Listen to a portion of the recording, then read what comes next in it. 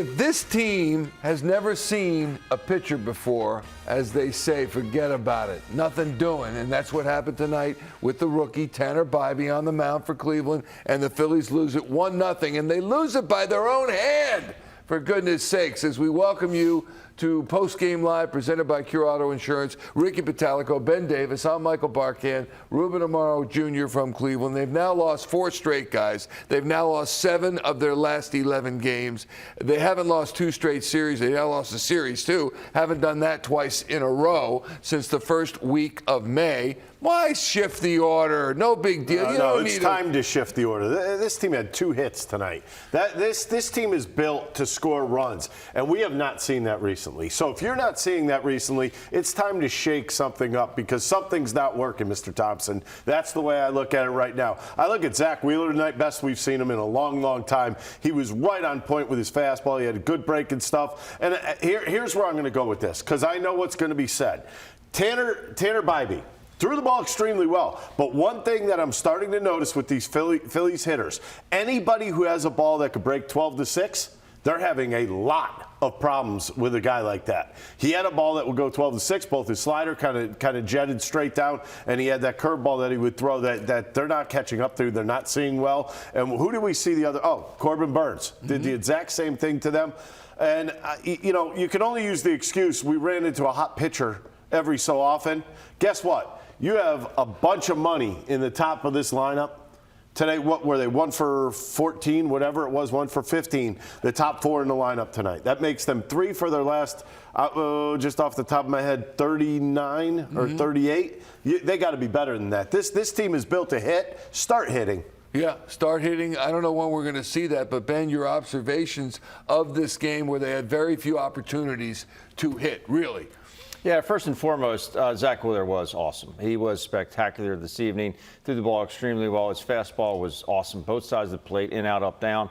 But this offense, I think it is at that point where, obviously, this is a professional ball club. They'll never panic or say that they're panicking. I think it's time to just panic a little bit of sense of urgency, and you got to shake it up. That's the bottom line. I don't care whose feelings you hurt. I don't care where guys like to hit in the lineup. This is not working offensively. They have to find something, some type of they have to be better. They just have to be better. There's no continuity with this lineup right now. They're not hitting the ball out of the ballpark, and this is a ball club that was built on offense, as Ricky said. There's just no consistency. All right, let's go out to Cleveland once again. Check in with Ruben Amaro Jr. Called tonight's game with Tom McCarthy. A 1-0 loss by the Phillies at the hands of Cleveland.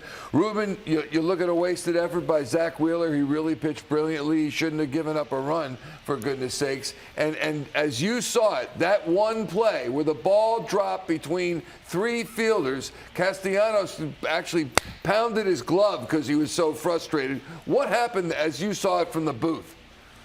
I just felt like it was obviously a ball that was sort of in no man's land. One of the reasons why it was such a difficult play for the outfielders was because of the situation we talked about just before it happened. But he comes up, he's on deck again there in the 9th inning. Don't you think he's got to move to that 3-0, especially with Castellanos slumping? I just think you got to get this guy as many at-bats as possible. So I would like to see Stott and Harper probably closer to the top of the lineup, at somewhere in the top of those 2 or 3 slots. Again, those are the guys who are making more consistent contact than anybody else. Bohm as well. I mean, I would slide him up as well. There's some guys in the beginning of that lineup that just aren't getting it done. Now, Schwarber is a very dangerous hitter, always has been and always will be. But there's a lot of swing and miss in his game as well. And right now, you're just not getting the production that you would hope to get out of Turner. I'm a little surprised that Turner remains at the top part of the lineup. I would probably drop him back, maybe give him a day off to give him a little bit of a breather because he seems to be struggling a little bit.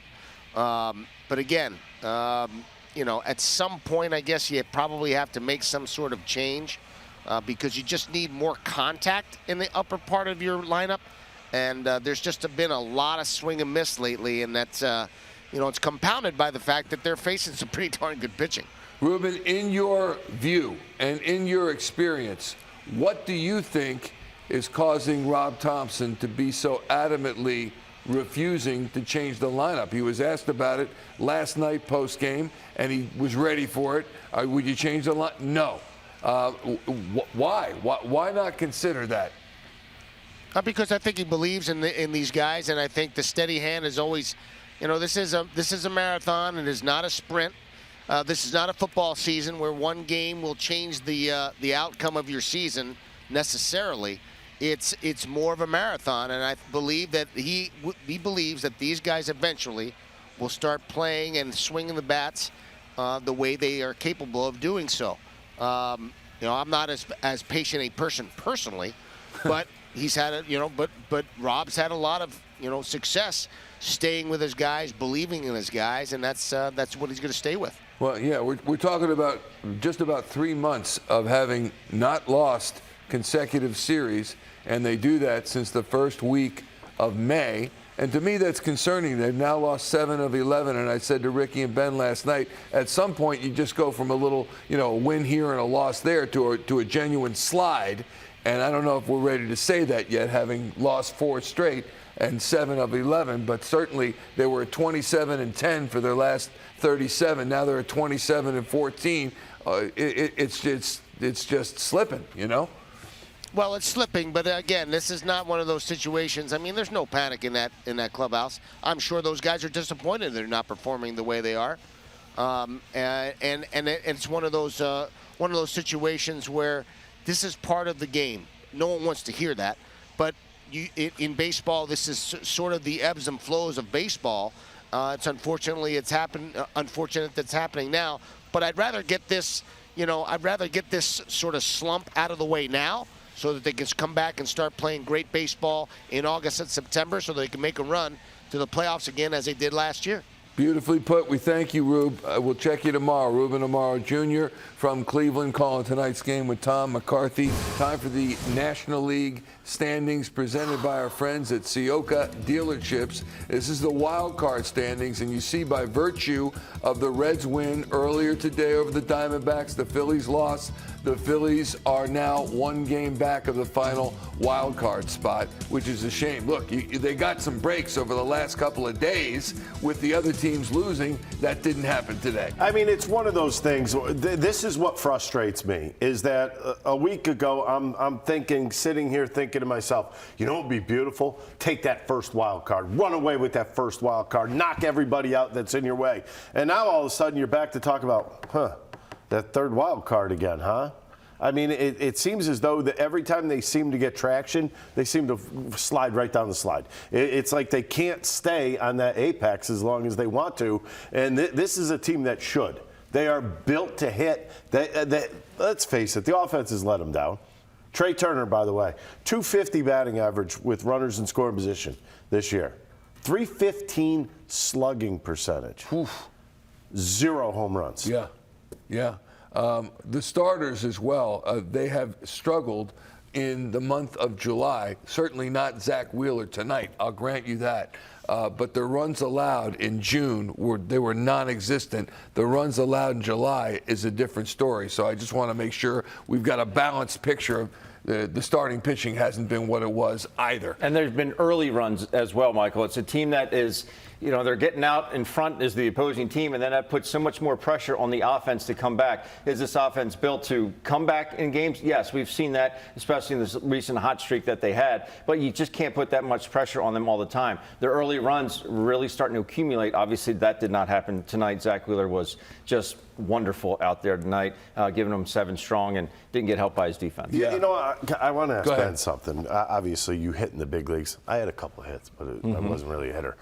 Anyways, when I say, because what's really noticeable to me right now is that 12-6 pitch, that curveball that's dropping, even the slider that's straight down. Why are they having so much trouble with those pitches? Because they don't see it a whole lot. It's not a pitch. You don't see that 12-6 breaking ball a whole lot. And when it comes out of the same plane as the fastball, you think you're on it. If you don't read that spin, a lot of times that 12-6, it doesn't jump out of their hand. Sometimes curveballs will kind of jump out of a pitcher's hand, and you can recognize spin. Right now, they're not picking that up. And yes, he was good tonight. Bobby was good tonight, but The bottom line is, I think it's okay, enough of the buzzsaw. We ran into a buzzsaw. I think you have to start to take this personally if you're an offensive guys that have the numbers over the years and the careers that they've had. Start to take it a little bit more personally and attack accordingly. Just say, not tonight, buddy. This is not going to happen again. Yeah, why is the young rookie pitcher teaching the Phillies a lesson versus a somewhat veteran lineup? I know they have the young guys too that are being had. I don't understand, but maybe Rob Thomson can explain it. Here he is post-game in Cleveland. What did you see on that play with Stott and Castellanos? Just miscommunication. Whose ball should that have been? Any one of the outfielders. So, did Castellanos call him off on No, they got a late break, and sometimes it's if you're not really sure you can get there, they're not going to call.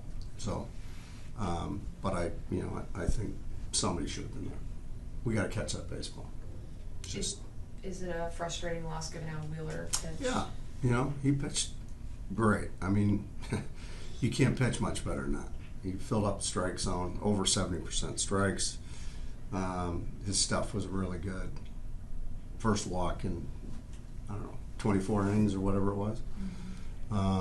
Yeah, so, you got to create some offense somehow, some way to win that ball game. What have you seen from Castellanos the last few weeks at the plate? His average has dipped quite a bit. Yeah, he's just getting out front a little bit, head moving. He'll get back. They're working on it. He was here late last night. He's working on it. As far as the top of the lineup, I know you said yesterday you weren't going to shake it up. Is there any thought to doing that tomorrow, given that they're struggling a little bit? Nope.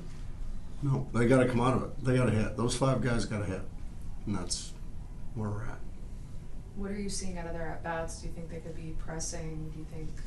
Yeah, I think so. Maybe a little bit. Trying to do too much. They just got to relax. Keep passing the baton. Walk. Get on base. See pitches. Work counts. That type of thing. Use the field. What was their starter doing that was so He had good effective? stuff. I mean, curveball was really good. He mixed his pitches well, especially against our left-handed hitters. That's what he was dynamite tonight. He was over 70% strikes too, I think. So, but you got to win those games. Those are like playoff games. You got to win it. You can't break down fundamentally. You got to create runs. You got to grind and fight and win those games.